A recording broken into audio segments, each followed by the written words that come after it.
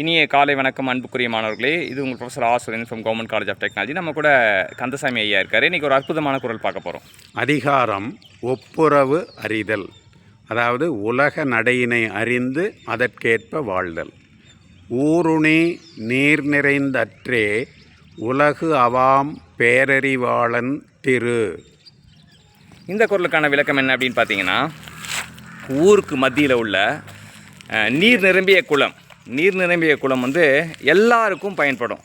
அதே போல் உலக நடை, உலக ஒழுக்கத்தை உணர்ந்த பேரறிவாளன், அறிவில் சிறந்தவன், அவனுடைய செல்வமானது